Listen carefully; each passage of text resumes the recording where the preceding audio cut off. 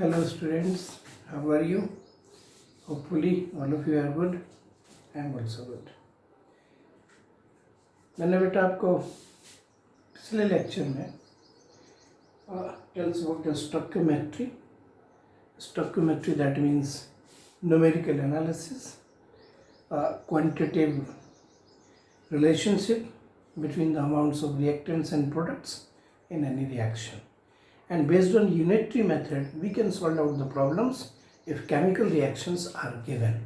Okay, so let's see some numerical practice. In the first question, you can read, what amount of calcium oxide will be produced by 1 gram of calcium oxide? Sorry, by 1 gram of calcium. If you have 1 gram calcium, then what amount of calcium oxide can be obtained, can be produced by the reaction? Reaction is given in the question due to shortage of space. I don't write the reaction, but वैसे आपको reaction given होगी. The reaction is this: calcium treated with oxygen to give calcium oxide. This reaction is given to you, and you have to find out the amount of calcium oxide produced by this reaction when 1 gram of calcium is heated. So this is the solution of first question. Write the chemical reaction. It is given like this. ठीक है, अब आप देखिए इस chemical reaction को आपने just unitary method के point of view से एनालिसिस करना है और कुछ नहीं करना. स्टोइकियोमेट्री इज नथिंग, ये कोई टॉपिक ही नहीं है. बस आपने एक चीज देखनी है, रिएक्शन बैलेंस्ड होनी चाहिए. अगर मैं इस रिएक्शन को एनालाइज करूं, then I can say if we have 1 mole calcium, then 1 mole calcium required half moles of oxygen molecules, and when these two combines completely, then 1 mole calcium oxide will be formed. This is the main analysis. This thing is called stoichiometry. यही चीज है stoichiometry और कुछ और नहीं है. So the mass of calcium is 1 mole calcium का mass, उसका ग्राम मोलिकुलर मास होता है बेटा. So it is 40 gram. When 40 gram calcium is completely consumed, completely burned, completely react with oxygen, then you know from here 1 mole calcium oxide is formed. So 1 mole calcium oxide means 40 plus 16, that is 56 gram calcium oxide is formed. Now from this reaction we find out 40 gram of calcium can produce 56 gram of calcium oxide according to this reaction. Clear? Now 1 gram of calcium can produce how much gram of calcium oxide? So this is the unitary method. 40 gram calcium produce 56 gram. Reaction is given. We analyze the reaction according to moles and then we relate with the masses. Oxygen के बारे में हमसे कुछ पूछा नहीं है, हमने नहीं लिखा. अगर 40 ग्राम कैल्शियम रिएक्शन कर जाएगा तो इतने ग्राम कैल्शियम ऑक्साइड बनेगा. 40 ग्राम calcium will give you 56 gram calcium oxide. 1 gram calcium will give 56 by 40 and solve it, you get 1.4 gram. This is the answer. ठीक है, समझ गए होंगे. ये क्वेश्चन मैंने आपको एक बहुत ही रेपुटेटेड न्यूमेरिकल बुक से दिया है, that is the RC. Mukherjee. RC. Mukherjee numerical chemistry का एक बिगिनिंग कहलाता है. यहाँ से अच्छे अच्छे प्रॉब्लम्स सॉल्व किए जा सकते हैं, but the basic concept is this. ठीक है, so these numericals are helpful to build up a base regarding stoichiometry. Okay, इसे ना समझ आया हो, you can call me. I will discuss live on the board, but be positive and be attentive. Now, see the solution of second problem.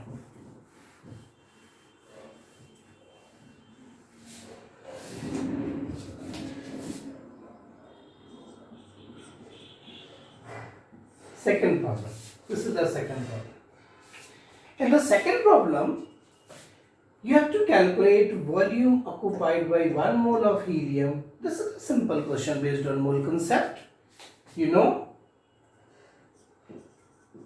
1 mole of any gas occupy 22.4 liter at STP or NTP.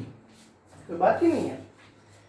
1 मोल किसी भी gas का इतना volume occupy करता है. This is according to mole concept and you know 22.4 liter is known as molar volume of the gas. So the numerical 1 mole of helium, you know,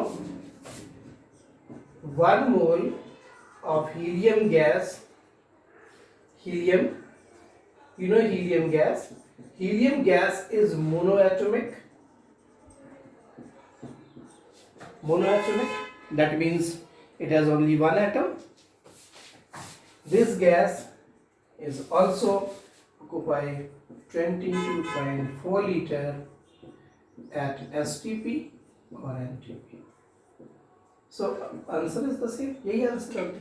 But जो मैं आपको सिखाना चाह रहा था, जो जनरली बच्चे मिस्टेक करते हैं, it's second part. 1 mole of hydrogen atom at STP. What is the volume of this one? So देखिए, we know if you have 1 mole hydrogen atoms, आपके पास बेटा 1 mole hydrogen atom है. It means hydrogen atom 1 mole है, समझना. That means you have half moles of hydrogen molecules. समझे क्या? 1 mole hydrogen atom means half moles of H2. यहाँ पे 2 नहीं था, H2 molecules. Got it? Half mole of H2 because hydrogen is diatomic gas. It is a monoatomic gas. That means now according to the concept, 1 mole gas have 22.4 liter 4 liter volume. Now what is the volume of half mole H2 molecules?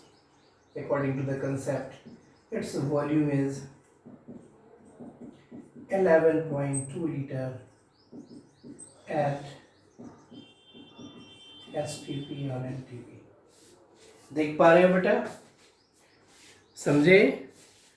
ऐसे करना था तो ये question हो जाता. Okay. यहाँ पे मैंने हाफ क्यों करा जबकि ये भी 1 मोल था? हाफ इसलिए करा क्योंकि यहाँ पे 1 मोल हाइड्रोजन एटम है.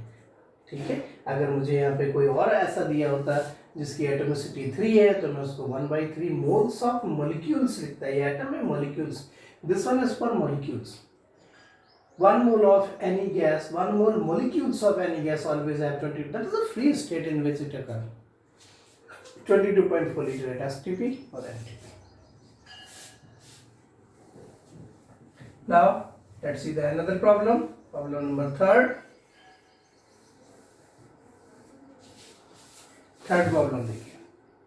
A sample of KClO3 on decomposition yield 440 ml of oxygen at NTP. देखो जब ऑक्सीजन लिखा है यहाँ पे आपको ये हो सकता था डाउट कि सर ये भी एटम है क्या. जब कभी किसी एलिमेंट के बारे में कोई चीज़ लिखी हो, ठीक है, और अगर ऐसे लिखा हो कि वो एटम है तो वही एटम कंसीडर करना है. Otherwise you have to consider any element as its in free state form. That is the जो उसकी फ्री स्टेट एग्जिस्टेंस है. KClO3, this is the solution third. KClO3, it is a potassium chlorate. इसका नाम potassium chlorate है. लेकिन अगर ये होता है KClO4 फिर इसका नाम होता है पोटेशियम परक्लोरेट. अगर ये होता है KClO2 फिर इसका नाम होता है पोटेशियम क्लोराइड. अगर ये होता है KClO पोटेशियम हाइपोक्लोराइड. और फिर ये KCl होता तो पोटेशियम क्लोराइड. ये नाम भी याद रखते जाइए. This is potassium chlorate. कई बार फॉर्मूला नहीं दिया होता नेम दिए होंगे तो हमने कौन सा कंपाउंड लेना है. दिस इज पोटेशियम, ये मैंने शॉर्ट में लिख दिया potassium perchlorate, potassium perchlorate. This is potassium chloride. This is potassium hypochlorite, and this is potassium chloride. These are the names. So यहाँ पे फॉर्मूला ही दिया है. मैंने क्यों बताया आपको नेम आपको इसलिए बताया बेटा कि कुछ प्रॉब्लम्स में होता क्या है, कई बार फॉर्मूला नहीं गिवन होता और name a sample of potassium chloride, and we have to know about the formula also. Now देखिए अब इस क्वेश्चन में potassium chloride is given in the question. इन्होंने कहा KClO3 है, रिएक्शन में गिवन होगी. ठीक है, मैं बार बार कह रहा हूं, it is KClO3. On decomposition it means when heated, this is the sign of heat, it gives KCl plus O2. जब कभी भी इसे ब्रेक करोगे तो KCl और O2 निकल जाएगा. Now balance the equation. Take 2 here, 2 here and 3 here. Balancing के लिए मैंने आपको बताया था, when you want to balance a chemical equation, then by Hessian triad method you can balance it. और आपने सिर्फ देखना होता है POAC. POAC means principle of atomic conservations. Principle of atomic conservation, that is the number of atoms of both sides. इधर 2K है तो इधर भी 2K है, इधर 2Cl है तो इधर भी 2Cl है, इधर 3O2 है तो इधर भी 3O2 ही है. ओके, नाउ देखिए इन्होंने पूछा है कि बताइए calculate weight of O2 produce, कितनी O2 मिलेगी. A sample of KClO3 on decomposition yield 448 ml of oxygen at NTP. Calculate weight of O2 produced. ये तो सिंपल हो गया, होल कंसेप्ट की बात ही मिली यहाँ पे उसकी स्टोइकियोमेट्री की. आप देखिए O2 for any gas, again किसी भी गैस के लिए if you have 22,400 ml gas at STP, then it means you have 1 mole gas. तो यहां पे मैंने क्वेश्चन को ऐसे कह दिया कि आपको जो वॉल्यूम ऑफ O2 मिल रहा है वो 448 ml है. बताओ कितने ग्राम है. मैं यहां से कंपेयर कर दूंगा, मैं कर दूंगा 22,400 ml O2 equal to 32 gram O2, क्योंकि ये 1 मोल है, 1 मोल का मतलब 32 ग्राम. सो देखिए मैंने इसको ml में लिखा, वैसे 22.4 लीटर होता है, मैंने ml में लिख लिया, मिलीलीटर में. Now in 448 ml of O2, 32 2 400 and 458, solve it. ठीक है, ये आपको 2 टाइम्स कट गया तो ये 100 आ गया, ये 64 हो गया और 100 से डिवाइड करा 0.64 ग्राम. ठीक है, रिएक्शन की यहाँ पे जरूरत ही नहीं थी वैसे, लेकिन फिर भी अगर मैं यहाँ पे क्वेश्चन को और ज़्यादा आगे बढ़ाऊँ, calculate the weight of O2 produced and KClO3 taken. मैं कहूँ बताओ KClO3 कितना लिया था. ठीक है, wait produced and KClO3 taken. अगर ये बताना हो कि आपने KClO3 कितना लिया था for the reaction, then how can. अब जरूर आप इसको यहां से देखिए रिएक्शन से. From the reaction according to the stoichiometry we can say if we take 2 moles of KClO3, अगर अपने पास 2 moles KClO3 है बेटा, ठीक है, देखो then 3 moles of O2 is produced. ठीक है, अगर इसके 2 मोल लेते हैं तो इसके 3 मोल मिलेगा। इसके 2 मोल का वेट कितना होगा? 2 into its molecular mass 39 plus 35.5 plus 3 into 16 ग्राम, ये इतने ग्राम होगा। अगर यहाँ से 3 इंटू 1 मोल का वॉल्यूम होता है 22,004 लीटर, ml में होगा इतना। अगर आपको इतने ml O2 कलेक्ट करना है तो इतना लेना पड़ेगा KClO3, बट हमें कितनी कलेक्शन हुई है? 448 ml, तो इसका वेट कितना होगा? ठीक है, तो इसको आप ऐसे लिख सकते थे 3 into 224 ml oxygen is produced from 2 into, इसको सॉल्व कर लेना, मैं तो बस ऐसे इकट्ठे लिख रहा हूँ, 30.5 into 3 into 16 gram KClO3, then what is the weight of KCl3 if we have to obtain 448 ml of O2? अगर मुझे इतनी O2 चाहिए तो इसका वेट कितना लेना होगा? ठीक है, 2 into at this divide by 3 into 22400 multiplied by 448. On solving you get the answer. Clear? कैसे करना था इसको? Now last question written on the board.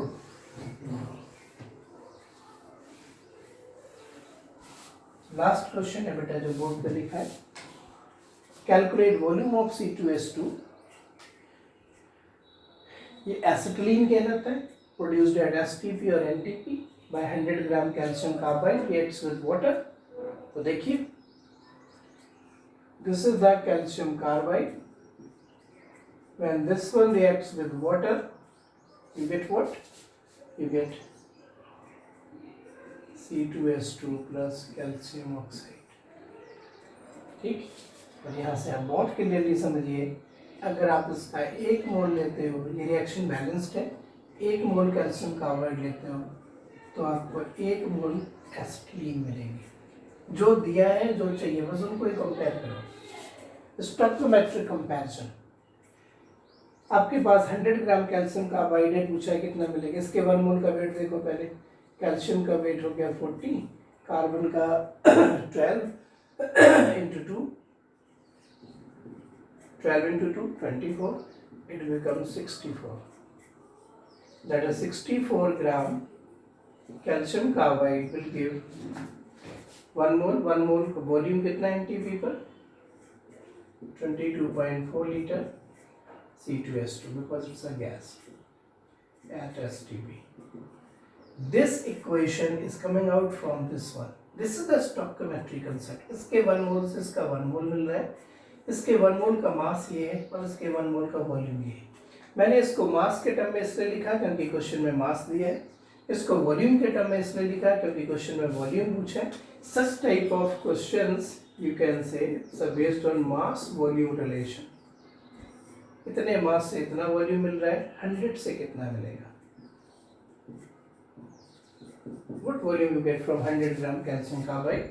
It's a 22.4 divided by 64 multiplied by 100 liters. समझ गए? ये बेटा ऐसे करने थे क्वेश्चंस। कुछ और क्वेश्चंस है, मैंने एक पेज भी भेजा था प्रदीप का फोटोकॉपी करके, उसको व्हाट्सएप पे आप लोग, प्रदीप के बैक साइड कुछ क्वेश्चंस दिए हैं। पहले सिंपल क्वेश्चंस ट्राई करो, जब आपसे वो सिंपल होने लगेंगे देन थोड़े से लेंथ है, और फिर जो कोई डाउट मिले आप मुझसे पूछो। सब्जेक्टिव पॉइंट ऑफ व्यू के लिए इतना ज़्यादा डिस्कशन की ज़रूरत नहीं है, कुछ सिंपल से क्वेश्चंस के आंसर्स आप बता सकते हैं, तो आप ऐसे शायद क्वेश्चन भी ना आए।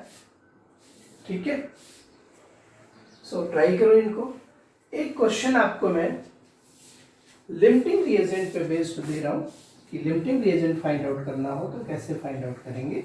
ठीक है, और इससे रिलेटेड कुछ और numericals numericals based on molarity, numericals based on molarity, ठीक है, numericals based on percentage, ppm and somewhat on normality. ये numericals के लिए आपको next video भेज रहा हूँ. और then this chapter is almost finished.